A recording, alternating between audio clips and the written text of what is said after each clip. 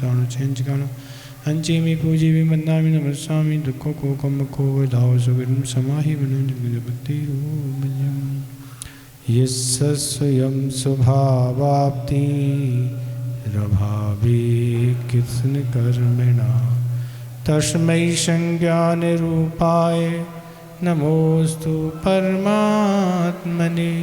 देवादिदेव 1008 बास पूजनाथ भगवान की, आचार्य पूजपाल स्वामी महाराज की, आचार्य गुरुदेव श्री विद्यासागर महाराज की, मुनि श्री विमल सागर महाराज की, 3 कमलोकड़ महाराजों की।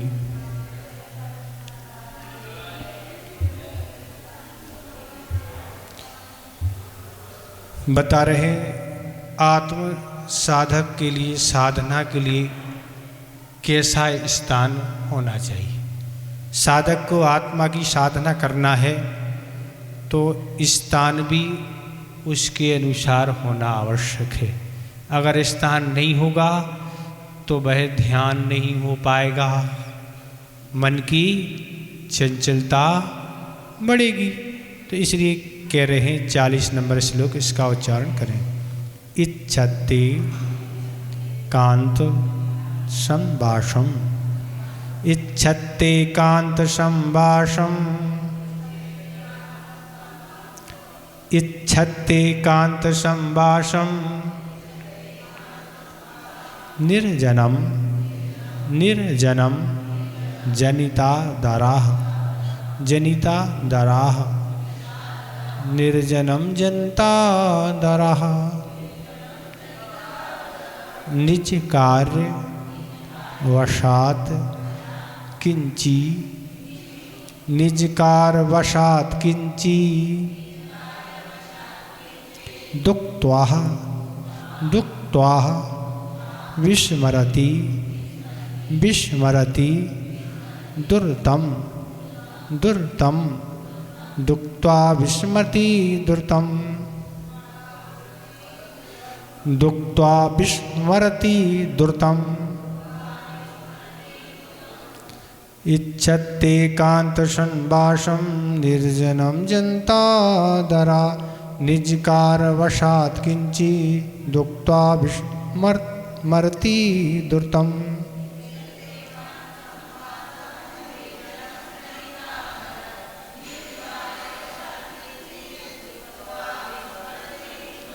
ठीक हो गया उच्चारण। चौथे चरण में थोड़ी सी रुकावट हो रही ना, अच्छे से पढ़े। दुक्त्वाह दुक्त्वाह विस्मरति विस्मरति दुर्तम दुर्तम दुक्त्वा विस्मरति दुर्तम। तो कह रहे निर्जनम जनतादरा एकांत संभाषम इच्छति।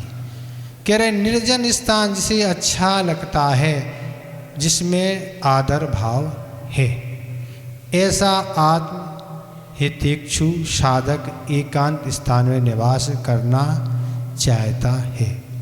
निज कार बसात किंचित उक्त्वा दुर्तम विस्मरति। अपने किसी कार बस उसने यदि किसी से कुछ कह भी दिया तो वह कह के सीख भूल जाता है। इसमें आचार्य महाराज कह रहे कि आत्म साधना के लिए कैसा स्थान होना चाहिए। कह रहे निर्जना, निर्जन स्थान जिसे अच्छा लगता। निर्जन का अर्थ क्या होता है? जहाँ लोगों की भीड़ नहीं हो, किसी भी तरह की भीड़, न पशुओं की भीड़ न मनुष्यों की भीड़, चाहे स्त्रियाँ हों और चाहे पुरुष हों। तो कह रहे निर्जन, निरुपसर्ग रहित के अर्थ में लगता है, और जन का अर्थ समूह ही होता। तो कह रहे निर्जन स्थान जिसे अच्छा लगता है, भीड़ से रहित है। कारागार में तो रहना पड़ता है, मजबूरी है। जेल में तो लोग रहना पड़ते, किस लिए? मजबूरी में। पर कह रहे हैं यहाँ तो वह क्या करता है, यहाँ सौभाग्य समझ के एकांत में रहता है। और आत्मा का स्वाद लेने वाले साधक की रुचि आत्मा की ओर लगी रहती है। इस कारण से उसे अन्य स्त्री पुरुषों के संपर्क में रहना अच्छा नहीं लगता। क्यों अच्छा नहीं लगता? क्योंकि उसकी लगी रुचि आत्मा की साधना में अब लोगों से हम मिलेंगे जुलेंगे, संपर्क में आएंगे तो चर्चाएं बातचीत होगी, तो उनके पास संपर्क होने से उसको अच्छा है, क्योंकि उसकी उतनी साधना में रुकावट होगी, क्योंकि लोगों के पास में होने से उनको आत्म अनुभव करने में विघ्न आएंगे। ये इसलिए बात, तो इसलिए क्या कह रहे हैं, इसलिए कह रहे हैं भाई आत्मा की साधना करने वाला कहाँ रहता है, एकांत स्थान में, भीड़ से रहित स्थान में रहता है। क्योंकि भीड़ से शोरगुल आदि होते हैं, इनको मना करो ना, कहीं बाहर कर लेना चर्चा ना, सब यहीं करोगे ना पूरा काम। हाँ, बाजू वाले को सुनाना है और गांव में सुना रहे हैं ना, बाजू वाले को तो सुनाना है। तो क्या कह रहे हैं कि इस तरह से भाई एकांत स्थान में रहना चाहता है, क्योंकि उसको भीड़ और संपर्क से अपने कार्य करने में बाधा आती। तो योगी स्वयं ही हर्ष पूर्वक ऐसे स्थान की खोज करते हैं, क्योंकि खुद जाके वह स्वयं ऐसे स्थान को देखते हैं।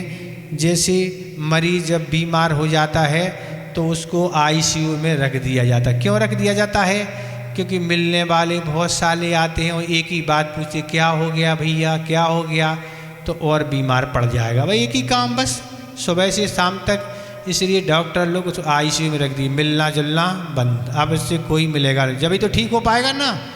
ऐसे ये आत्मा की साधना करने वाले साधक होते हैं, जब सारे संपर्क समाप्त होते हैं तब वह अपना आनंद लेता है। तो ऐसे गृहस्थ भी होते हैं, शीतन सुदर्शन सेठ आदि और भी हुए बहुत सारे, तो ऐसे होते हैं। और आचार्य महाराज तो शुरू से क्षेत्रों पर रहे, प्राय हम तो लोग जब साथ में रहे क्षेत्र ही पे रहती थी। शहर में तो कभी कभार वर्ष में 2 वर्ष में कभी कोई पंचकाणक आदि के निमित्त रुकना हुआ, बाकी कभी रुकना कहीं। तो हम लोग जब शहर जाते थे तो हमको तो ऐसा लगता है यहाँ से कब जाना, जल्दी से अपन क्षेत्रों पे पहुँचें। बहुत घुटन होती थी, क्योंकि वहाँ तो बिल्कुल शांति नहीं है, इतना हल्ला गुल्ला चलता है 24 घंटे, तो वो तो साधना में ये बाधक होती है। तो वो कह रहे हैं इस तरह के योगी और भोगी में यही अंतर है कि भोगियों को तो भीड़ अच्छी लगती है और योगियों को भीड़ से रहित स्थान अच्छा लगता है। योगी हमेशा एकांत वास चाहता है और संसारी प्राणी एकांत स्थान से दूर भागता है कि नहीं। एकांत में क्या होता है, उसको घुटन होती है, पर योगी का ये विपरीत लक्षण है। तो इसमें कह रहे हैं कि आत्म साधक की साधना करने वाले योगी को निर्जन स्थान ही अच्छा लगता है। सो ऐसे स्थान पर वह रहना चाहता है, आदर पूर्वक स्वीकार करता है, कोई ने भेजा नहीं, स्वयं वह आदर पूर्वक रहता है। और कह रहे हैं निज कार बसात किंचित उक्ता दुर्तम विस्मृति, और अपने किसी कार बस यदि किसी से कुछ कह भी दिया तो वह उसे कहकर शीघ्र भूल जाता। क्या स्थिति है, अपने कार बस, अपना कार क्या है, अब मुनि है, साधर्मी है, किसी की भैयावृत्ति कराना, कुछ कराना, उतना किसी को बता दिया इनकी भी है भैयावृत्ति, औषधि चलाना, कोई भी आवश्यक कार्य है। तो कह रहे हैं अपने किसी कार बस, बहुत आवश्यक कार्य में बस किसी से कुछ कह दिया, जितना बोलना उतना कह दिया, और क्या है, बोल के क्या हो गए, भूल गए। क्या कहा था, दोबारा पूछो कि याद ही नहीं है क्या कहा था। क्यों, लगन वहीं लगी है, कहाँ, आत्मा की साधना में। तो ऐसे लगे भूल जाते हैं, मैंने किससे बात की, किससे क्या कहा, ये नहीं। तो बाह्य पदार्थों को या बाह्य बातों को, आचार्य महाराज कहते बाह्य पदार्थों को या बाह्य बातों को जितना आप याद रखोगे उतना विकल्प होंगी। तो ऐसे योगी की वह साधना में बाधक सिद्ध होते हैं, इसलिए वो ज़्यादा संपर्क और चर्चा नहीं, जितना कनेक्शन उतना टेंशन, जितना संबंध रहेगा, जितना परिचय, जितना बस टेंशन के अलावा कुछ होने वाला नहीं है। तो इसलिए ये कह रहे हैं कि उनकी जितनी स्मृति रहेगी उतने, तो ये कह रहे हैं अपने उस कारणवश यदि कुछ कह दिया है तो वह शीघ्र भूल जाता है, क्योंकि जितनी उनकी स्मृति रहेगी उतने विकल्प होंगे, इसलिए वह तुरंत भूल जाते हैं, याद नहीं रखते हैं। तो आचार्य ने पूज्यपाद महाराज का एक समाधि शतक नाम का ग्रंथ है, उन्होंने उसमें एक कारका लिखी है कि आत्मज्ञान से भिन्न दूसरे कार्यों को बहुत समय तक बुद्धि में धारण नहीं करना चाहिए। क्या लिखा उन्होंने? आत्मज्ञान से भिन्न जितने भी पदार्थ हैं उन दूसरे कार्यों को बहुत समय तक बुद्धि में नहीं धारण करना चाहिए। स्व और पर के उपकार आदि रूप प्रयोजन के बस उस कार्य में तत्परता न दिखाते हुए वचनों का ऐसी करें, मन में नहीं लाएं, बस वचनों का ऐसे वह काम निपटा दें। वो मन में लाएंगे तो अनेक प्रकार के विकल्प हुआ करते हैं। तो ऐसे आत्मा की साधना करने वाले जो साधक होते हैं ऐसे स्थानों को खोजते हैं जहाँ शांति हो। आचार्य महाराज ने एक बार कहा था सर्दियों के दिन में कि आचार्य महाराज लगभग 1 या 1:30 बजे उठ जाते। हमने एक बार पूछा आचार्य महाराज से, गौर झामर से ऐसी कोई चर्चा थी, हमने पूछा, हमने महाराज आचार्य महाराज आप कितने बजे उठते? कल लगभग 1 या 1:30 बजे हम उठ जाते। हमने इतनी कम, हाँ कल बस इतना ही हो जाता काम, कल ज़्यादा की ज़रूरत नहीं। तो आचार्य महाराज एक बार कह रहे थे कि 1 बजे से सुबह 7 कब बज जाते हैं हमें पता नहीं लगता, पर दिन में कोलाहल से 1 घंटा भी निकालना बहुत कठिन रहता है, बहुत दिक्कत जाती है। और बीना बारा चतुर्मास में एक बार सोच जा रहे थे तो कहने लगी, वो भीड़ देखते थे, कहते आज क्या रविवार है? नहीं आज, अरे भीड़ तो दिख रही है। नहीं वो तो आए हैं कहीं से लोग। अच्छा हम सोच रहे थे आज रविवार होगा, तो वो कहते भीड़ होती है और दिमाग गड़बड़ होने लगता है, क्योंकि जयकारा शोरगुल और शांति का काम नहीं रहता। तो इसलिए ये आचार्य महाराज इसमें यही कह रहे हैं कि जो भी साधक होते हैं ऐसे एकांत में महाराज साधना करने वाले साधना करेंगे। हम लोगों का क्या होगा महाराज? हम तो कहीं आ नहीं जा सकते क्योंकि जेल में बंधे हुए हैं ना, तो हमारा क्या होगा? जब साधक एकांत में जंगलों में साधना करेंगे तो हमारा क्या होगा? आपका भी कल्याण हो, आप भी जाके वहीं साधना करो ना। जितना आपको समय अनुकूलता बनती है वहाँ जाके आप भी बैठे हैं ऐसे स्थानों पर और अपने कल्याण के लिए कुछ उपाय करें ना, और क्या, तो आपका भी कल्याण होगा। ऐसे स्थानों पर क्षेत्रों आदि पर रहने से अलग विशुद्धियाँ बढ़ती हैं, जिसको करना तो कर लेते हैं। इस तरह यह श्लोक हो गया। इसमें क्या पूछना पूछ लें। आगे देखें, आत्मस्थ योगी बाह्य क्रियाओं को करता हुआ अभी क्यों नहीं करता? क्या कह रहे हैं? जो आत्मा में स्थित योगी रहते हैं वो बाह्य क्रिया करते हैं पर करते हुए भी नहीं करने के समान होते हैं। 41 नंबर श्लोक इसका उच्चारण करें। बुरबन नपी ही ना ब्रूते, बुरबन्नपि ही ना भूते, गच्छन्नपि ना गच्छति, गच्छन्नपि न गच्छति,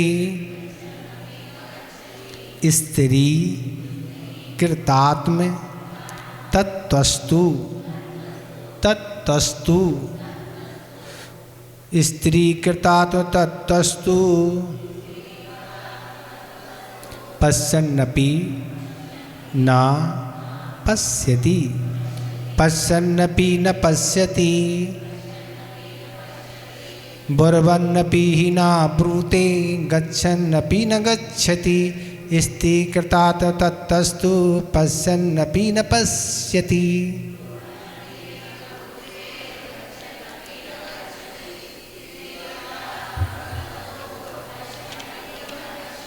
ठीक हो गया उच्चारण? कह रहे आत्म तत्वा स्त्री कृतु बुरबन अपि न भूते। आत्म तत्व में अपनी बुद्धि स्थिर रखने वाले योगी तो बोलता हुआ भी नहीं बोलता, गच्छन्नपि न गच्छति, चलता हुआ भी नहीं चलता, पश्यन्नपि न पश्यति, और देखता हुआ भी नहीं देखता। तो कह रहे हैं आत्म तत्व में जिसकी बुद्धि स्थिर है, जिसका आत्म तत्व में ही मन लगा है, ऐसे योगी बोलता हुआ भी नहीं बोलता। जो आत्म स्वरूप के चिंतन में जिस योगी की बुद्धि स्थिर हो जाती है, उसे उस समय आत्म आनंद के मधुर रस के अतिरिक्त किसी अन्य कार्य में आनंद नहीं आता। किसी सर्ववस्तु उसको नीरस और अरुचि प्रतीत होती है।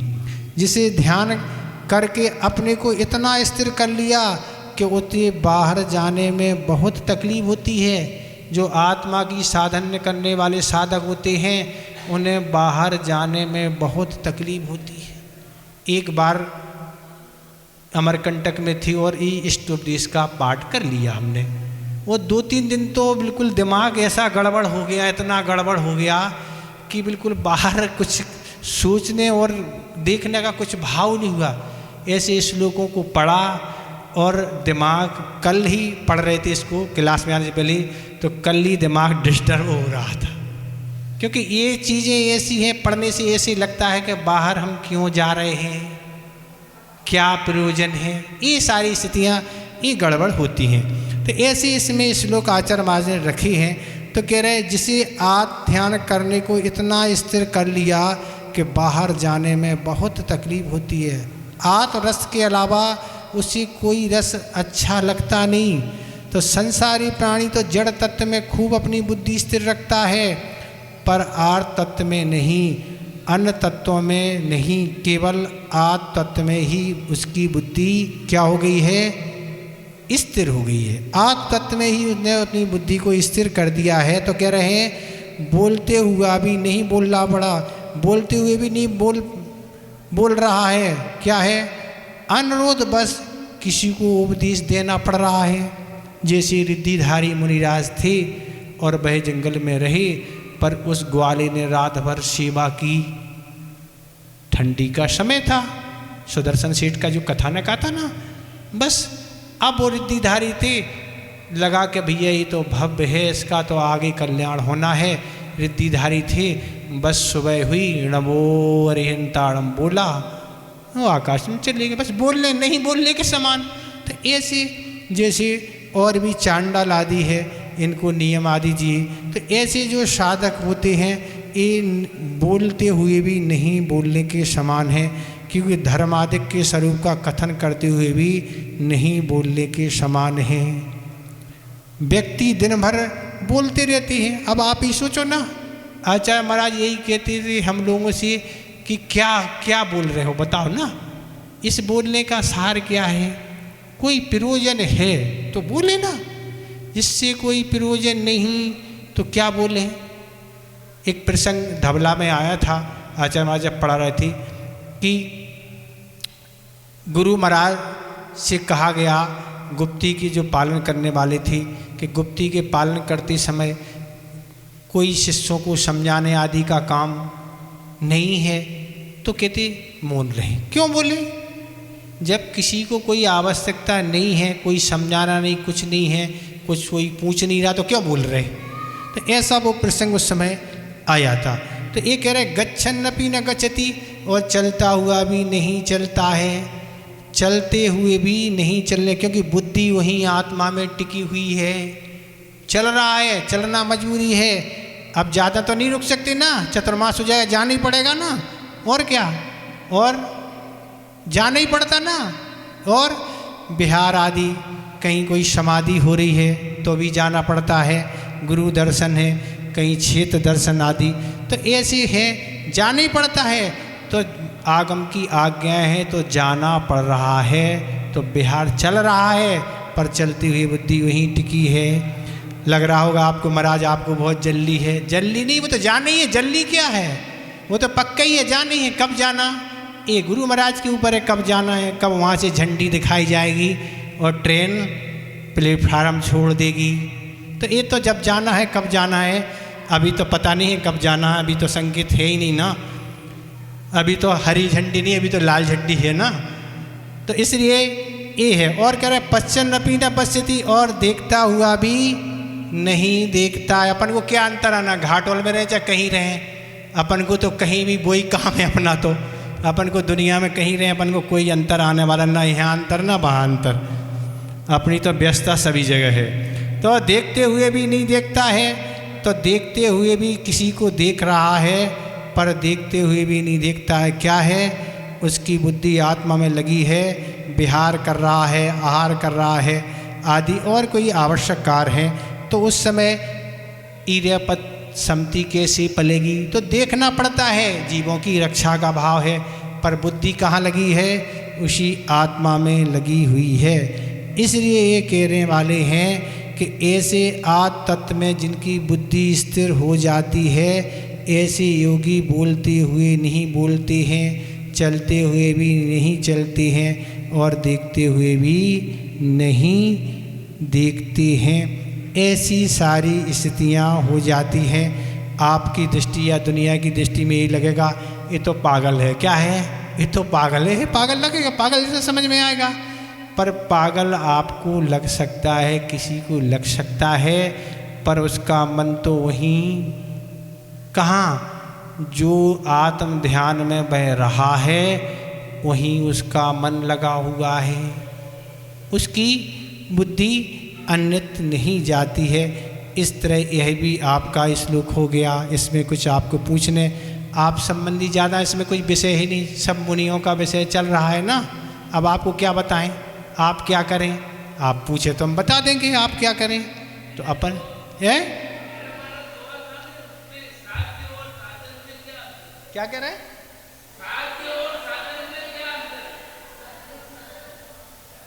तो इससे क्या संबंध, क्या कह रहे हैं आप?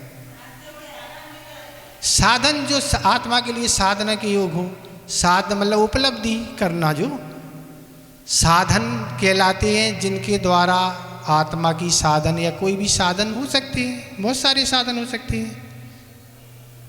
इससे उसका क्या संबंध? इससे इसी संबंध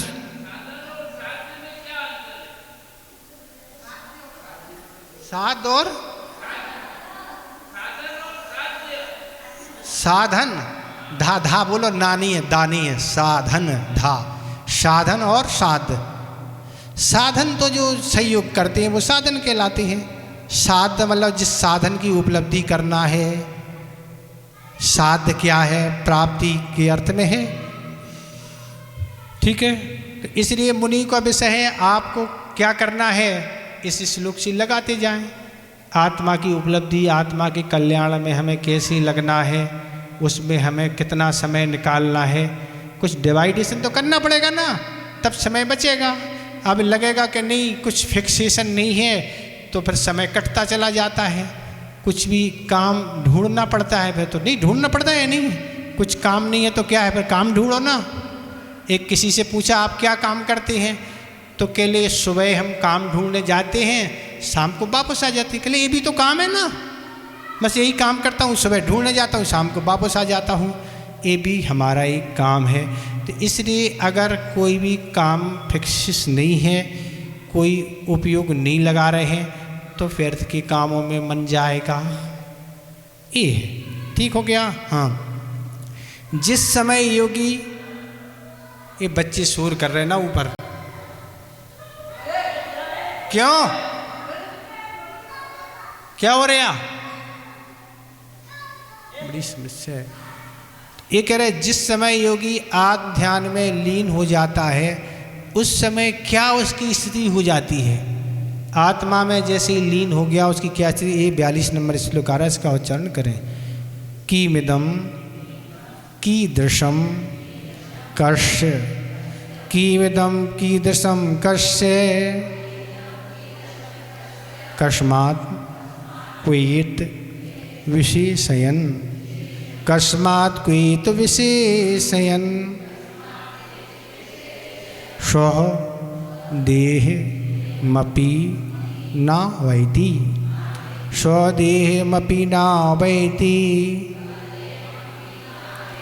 योगी योग परायणा, परायणा योगी योग परायणा,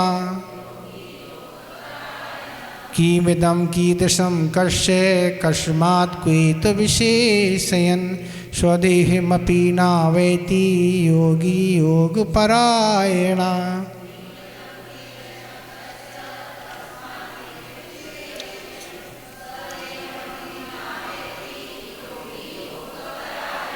ठीक हो गया उच्चारण? तो कह रहे हैं योग परायणा योगी इदम किम, आत्म ध्यान में लगा हुआ योगी साधक यह क्या है, कीदृशम किसके समान है, कस इसका स्वामी कौन है, कस्मात् इसकी उत्पत्ति कैसी हुई, चे क्या और कहाँ पर है, इति अविशेष्यन स्वदेह देहम अपि न आवेति, इस प्रकार विशेष विचार ना करता हुआ अपने शरीर को भी नहीं जानता। तो क्या कह रहे हैं, आत्म ध्यान में जब वह योगी लग जाता है साधक, तो क्या है, यह क्या है, जब योगी आत्म ध्यान में लग जाता है तो फिर किसी भी वस्तु से मतलब नहीं, अगर मतलब रहेगा तो ध्यान नहीं लग पाएगा। आत्मा का ध्यान कहाँ होगा, उससे मतलब होगा, तो आत्मा से मतलब नहीं होगा। तो यह क्या है, मतलब इसका क्या स्वभाव है, कोई भी विकल्प नहीं, कुछ भी देखा कुछ भी सुना, तो दुनिया में अनेक वस्तु व्यक्ति हैं, बस अगर वह जानता रहेगा तो उसी में समय निकल जाएगा। अगर दुनिया की वस्तु और व्यक्तियों से परिचय में लगा रहेगा तो आत्मा में उसका उपयोग नहीं ठहर पाएगा, तब ध्यान कैसे होगा। इसलिए कह रहे जब वह आत्म ध्यान में लग जाता है तो यह क्या है, उसको आत्मा के अलावा कोई मतलब नहीं। कीदृशम किसके समान है, ये दो पदार्थ रखे, ये पदार्थ रखा है, ये किसके समान है, किसी के समान हो हमें क्या करना, क्योंकि वह उपयोग ले नहीं लेता है। जितनी जानकारी करेंगे उतने विकल्प होंगे, सीधी बात है। जो प्रयोजन ही नहीं जिससे उससे अपन को क्या जानकारी करना, प्रयोजन हो तो करो ना। आप कहीं से निकल रहे हैं, देखते जानते पूछते चलेते जा रहे हैं, भैया आपको खरीदना हो तो ठीक है, खरीदना है कोई आवश्यक है तो ठीक है, आवश्यक ही नहीं है पर अपने मन की एनर्जी को व्यर्थ खर्च करते चले जा रहे हैं, किससे, वचन बरगड़ाओं के माध्यम से। तो ये कह रहे कस इसका स्वामी कौन है, ये वस्तु रखी है किसकी, आपको क्या करना ना, कोई भी स्वामी हो। तो ये कह रहे आत्मा में लगा हुआ उसका कौन स्वामी है, उसको कोई मतलब नहीं। कस्मात्, और इसकी उत्पत्ति कैसे हुई, ये वस्तु बनी कैसे है, इसका कैसे बनी है, किस प्रकार बनी है, इससे भी उसको कोई प्रयोजन नहीं। चय क्या और कहाँ पर है, ये कहाँ पर रहती है, कहाँ पर मिलती है, तो इस तरह से वो कोई प्रयोजन नहीं। इति अविशेष्यन स्वदेह अपि नावेति, इस प्रकार विशेष विचार ना करता हुआ अपने शरीर को भी नहीं जानता। क्या कह रहे हैं, इस प्रकार विशेष ना जानता हुआ अपने शरीर को ही नहीं जानता। जब वह ध्यान में लग जाता है तो विशेष विचार ना नहीं, सामान्य से संस्कार बस स्मृति। क्या कह रहे, इस प्रकार विशेष विचार नहीं करता है, विशेष तो नहीं करता है पर सामान्य क्या है, जब ध्यान में लगा है तो विशेष विचार तो नहीं पर सामान्य से संस्कार वर्ष स्मृति में आ रहे हैं, आते रहते हैं, पर उनको वह चला के याद, संस्कार वर्ष पूर्व में आ रहे हैं पर चला के उनका चिंतन नहीं करेगा किसी पदार्थ का। दिन भर हमारा मन, आचार्य महाराज एक बार कहा था कि दिन भर हमारा उपयोग अप्रयोजनभूत तत्व के बारे में कितना काम करता है, अगर हम शाम को बैठ के विचार करें तो माथा ठनकने लगता है। क्या कह रहे हैं आचार्य महाराज कि अप्रयोजन भूत तत्व, ऐसे अप्रयोजन भूत बहुत सारी चर्चाएं हैं, बहुत सारे वस्तुएं हैं जिनसे हमारा कोई मतलब नहीं, पर सोचते रहते हैं और कचड़ा भरते रहते हैं। महाराज माला फेरने में मन नहीं लग रहा, इसमें मन नहीं लग रहा, अब इतना सारा भर लिया है, अब वो उसी समय आता है कि नहीं, उसी समय सारे विचार चलते हैं, उपयोग वहाँ चला जाता है। तो इसलिए इसमें कहा जा रहा है कि अप्रयोजन भूत ऐसे तत्व के बारे में हमारा दिन भर काम कितना है, अगर शाम को विचार करें तो सोचते हमने कितना अपना व्यर्थ में समय दिन भर में निकाल दिया, जिससे कोई प्रयोजन नहीं, ना भोजन बनाने से, ना व्यापार, किसी से कोई संबंध नहीं था, बस व्यर्थ की जान किया और इसे हमने भर लिया। तो ऐसे करे उसे देह की भी अनुभूति नहीं होती है, आत्मा की अनुभूति ही रहती है। महाभयंकर उपसर्ग भी उसे अपने शरीर के वेदन नहीं करते। ऐसे बड़े बड़े उपसर्ग भी आते हैं पर शरीर में वेदना हो रही, जैसे गज कुमार मुनिराज सिगड़ी रख दी या किसी कथा के अनुसार कीले ठोक दिए, कोई वेदन नहीं, बैठे हैं। वही घोर व्यसनी उसी पर्याय की बात है कि वह कुछ समय पहले महाव्रत लेने के पहले पापों और व्यसनों में लीन थे, जिन्हें कोई कल्याण करने का भाव नहीं था, पर भगवान की वाणी से उन पापों की सजा का फल जैसे ही पता पड़ा, सारी निंदा गढ़ा करके महाव्रत को अंगीकार कर लिए। अब बैठी है, चाहे तुम सिगड़ी जलाओ चाहे कीली ठोको, जो तुम्हें करना सो करो, हमें क्या करना सो हम कर रहे हैं। सो बैठते बैठते उन्होंने भेद विज्ञान करके केवल ज्ञान को प्राप्त कर लिया। देखो आप, अपन को लगता है महाराज हमारा क्या होगा, हम तो नहीं कर सकते। अरे जब ऐसी कर सकते जिनने जीवन में धर्म ही नहीं किया, कोई संस्कार ही नहीं धर्म की, कोई बात नहीं, पर सही बोध होने से उन्होंने आत्म कल्याण के लिए पुरुषार्थ करके केवल ज्ञान को प्राप्त कर लिया। सोचो ना, ऐसी कथाएं पढ़ेंगे तो कुछ होगा ना। अब ये लगेगा कि नहीं, रहीसी की तो रहीसी वाले पढ़ लो, आप सुकमाल का पढ़ लो ना, वो रहीसी वाले पढ़ लो तो समझ में आ जाएगा हम कितने रईस हैं ना। आप कालीन पे चलते हैं, आप घाटोल की सड़क देख लो, वो तो कभी सड़क ही पे नहीं चले होंगे ना, कभी उन पर जमीन पर उनने पैर ही नहीं रखा, कालीन बिछी रहती थी उस पर चलती थी, कभी जमीन रखे ही नहीं पैर। ऐसे रईस थे।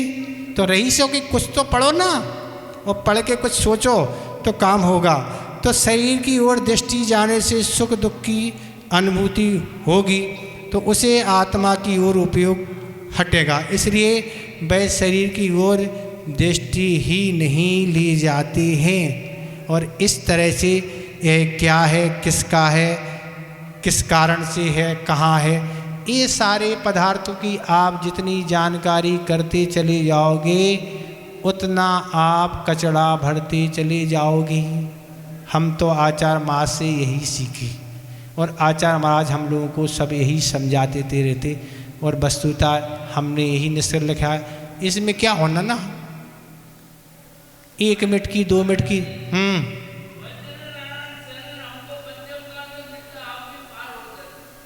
हो जाती, केवल वज्रनादन संग से ही होते ना पार, बाकी और कुछ नहीं चाहिए ना। तो वज्र जब साना पंचम काल में मुक्ति होती है ना, अभी मान रहे ना, हैं क्या, तो पंचम काल में आपको अगर वज्र समय मिलता तो मुक्ति हो जाती है, ऐसा आगम का कथन है। आगम का कथन ये है, जिसने चतुर्थ काल में जन्म लिया है वह इस हुंडाव सर्पणी में मुक्ति को प्राप्त कर सकता है। पंचम काल में जन्मा जीव पंचम काल में मुक्ति को प्राप्त नहीं कर सकता। वज्र सनर क्या करेगा, मिल जाता तो वज्र साहब नरस सनर खूब मिलाना, पर उस वज्रस नारद से नरकों में चले गए। वह तंदुल मक्ष राधव मक्ष मिला क्या चले गए, ऐसे अनर्थ करते रहे। जब मैं मिलता है, जब उसी में लगन लगी रहती है ना, बस तब ये सोचने का उपयोग नहीं जाता ना। इसलिए वज्रासन क्या करेगा, वज्रासन होगा, फिर मुनि मुद्रा धारण करो, उसके योग विशुद्धि हो कि छपक श्रेणी पर हम चढ़ सकें। उपसम श्रेणी भी चढ़ गए तो भी वापस आ गए। ये सारी स्थितियां हैं। क्या वज्रासन क्या कहेगा ना, अकेला क्या करेगा, सभी चीज़ें चाहिए है तब इस संसार से मुक्ति होगी, केवल एक चीज़ से मुक्ति होने वाली नहीं है। एक एक तो कई बार मिली पर सब जो आवश्यक है वो नहीं मिला, इसलिए संसार में बने हुए हैं। कब तक महाराज जी बने रहेंगे? जब तक आपको संसार अच्छा लगेगा आप बने रहेंगे। क्योंकि अच्छा, अभी तो अच्छा ही लग रहा ना, लग रहा नहीं? अभी तो घाटोली नहीं छूट रहा, अभी क्या संसार की बात कर रहे हैं? अभी तो महाराज घाटोली अच्छा लग रहा ना, सबसे अच्छा अपना महाराज घाटोल है ना, यही है ना। आप कहते रहो कुछ, हम क्या कहें, हम तो कुछ नहीं कहेंगे ना। हमें तो सब अच्छा है, घाटोल भी अच्छा है और सब अच्छा है, हमें कोई समस्या नहीं है। पढ़ा रहे वो अच्छा लग रहा, तो कुछ कर रहे हैं कि नहीं? पढ़ रहे हैं आप कि पल्ला ही झाड़ते चले जा रहे हैं ना? ऐसा तो नहीं हो रहा। संस्मरण देखें, इस तरह से 3-4 दिन में आपका पूर्ण हो जाएगा और आदम एकदम फ्री और रिलैक्स। अब तो हम पढ़ाने वाले नहीं हैं, अब बहुत आपकी वो दिलासाएं समझते रहे और दिलासाएं आप देते रहे। और अरे वो तो सब महाराज जी सुबह लगेगी, एक महाराज जी भाव सागर जी लगाएंगे, शाम को भी लगेगी, 3-3 गिलास। तो क्या करना ना, हम तो आपको 4 चीज़ें पढ़ा चुके ना, अब हमारे पास समय नहीं है। बस अब तो आप जिनसे पढ़ना सो पढ़ो, जिनको समय हो सो आप 4-4 घंटा पढ़ो अच्छे से, 1 घंटे नहीं। संस्मरण देखें,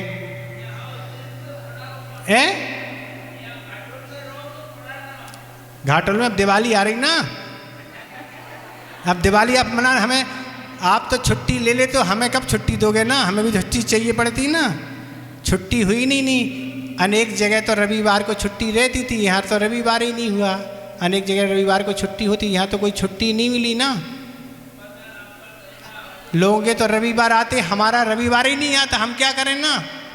लोग कहते हमारी आज छुट्टी, हम पता ही नहीं हमारी कब छुट्टी होती ना, हमारी रात में छुट्टी है ना दिन में छुट्टी है। आचार्य महाराज 1980 में ग्रीष्मकाल के समय सागर मोराजी में विराजमान थे और शाम का समय था और गर्मी थी, तो आचार्य महाराज पाटे पर बाहर सामायिक करने बैठ गए। सामायिक आचार्य महाराज शुरू कर चुके थे। कुछ देर हुई कि बहुत तेज बारिश आ गई और बारिश जैसी आई तो लोगों ने देखा अब कब तक बारिश रहेगी, और लोगों ने पाटा सहित आचार्य महाराज को उठाया और कमरे में जाके रख दिया। पता है उन्हें कि वो तो उठने वाले हैं ही नहीं, तो बस सीधा उठा के रख दिया। पर आचार्य महाराज तो अपने ध्यान में लीन रहे, उनने कुछ नहीं कहा। सुबह जैसे ही आवश्यक आदि पूर्ण हुए और लोग उपस्थित हुए, उनसे कहा ये हमारा शरीर कोई नमक की डली का नहीं है जो पानी में घुल जाता, इतनी जल्दी तुमने उठा के रख दिया। कैसे तो हमें ये परिचय विजय जीतने के अवसर मिलते हैं जिसमें हमारी असंख्यात गुनी निर्जरा होती है। कितना अच्छा हमें सौभाग्य मिला था और तुम लोगों ने वे सौभाग्य छीन लिया। इसी तरह हम परिचय विजय सहते रहेंगे तो हमारे परिचय विजय सहन से हमारी साधना में निरंतर निखार बढ़ता चला जाएगा। और अगर हम इस तरह से प्रतिकार करते रहेंगे तो हमारी साधना कहाँ बढ़ेगी। लोग महाराज भी थे और गृहस्थ भी थे, पाटा आदि रखने वाले, सब सुन के दंग रह गए कि गुरुदेव की क्या सोच है। तो ऐसी सोच रखने वाले गुरुदेव हैं जो हमेशा एक बार आचार्य महाराज यही कहा था कि प्रतिकार करने से अभ्यास घटता चला जाता है। आप जितना प्रतिकार करोगे, साधना का अभ्यास, शरीर की क्षमता घटती चली जाती है। बुद्धि समाधि परिणाम शुद्धि स्वात्मोपलब्धि शिव शौक सिद्धि चिंतामणि चिंतित वस्तु दाने तम बंद मानुष नमस्ते।